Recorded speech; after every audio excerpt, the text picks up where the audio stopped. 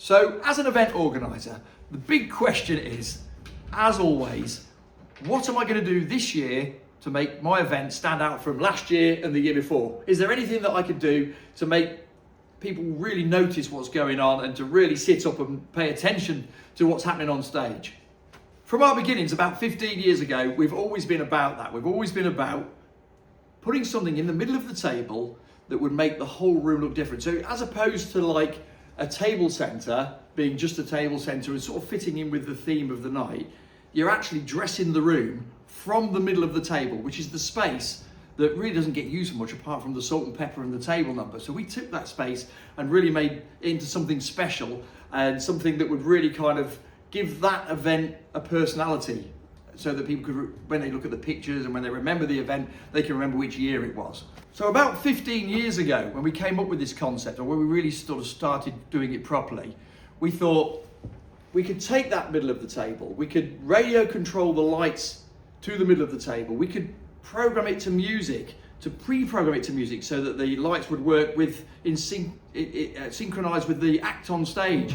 And that's something we've always headed towards.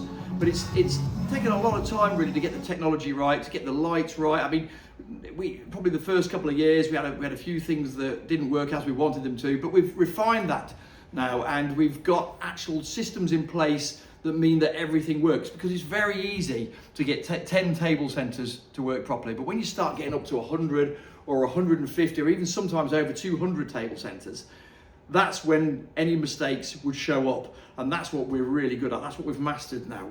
Everything works perfectly. The next stage from that for us was to bring movement to the table centres. Now, we started with rotators. Very difficult with a rotator because you've got things like ice buckets and you've got things that could be knocked over. So we do rotators, but they are a thing that you have to think about before you do it. The next step on from that was to make things move in other ways, and we now have a thing called a kinetic balloon, where we have a balloon that is 1 meter diameter, can be suspended just above the table, so when the light hits it, it bounces the light back onto the table, looks fantastic, just above people's heads, and they can see underneath that balloon so that everybody can chat underneath that balloon. The problem happens when you've got kind of 100 table centres or more and you've got something happening important on stage. As you look across the room with the build-up of balloons, you're going to get balloons in the way. So with the new Kinetic balloon, using DMX, using the lighting desk of the lighting guys that are running the event, those balloons can be moved up out of the way to reveal whatever's going on stage. Obviously, that's a big effect on its own without anything else, but that when you actually look as though you're lifting the canopy of the ceiling of the venue, you're getting something pretty spectacular, even without anything else, without doing anything else at all. I know this is something, no one else does this in the world. We're the first people to have done it, and we've developed it in-house, so we know that basically your guests won't have seen anything like it. The next step from that, and what you can do now, is that you can lift those balloons out of the way. Once everything's happened on stage, you can bring them back down again, or you can bring them back down again between speakers or between clips of video or acts or whatever it is you're doing on stage. Then you can do a ripple across the room, and I think that this is something that will completely change the look of any huge venue instantly.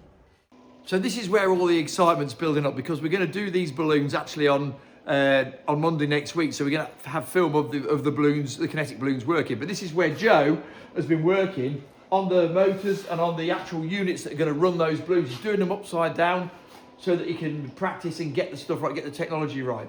And how long have you been working on these, Joe?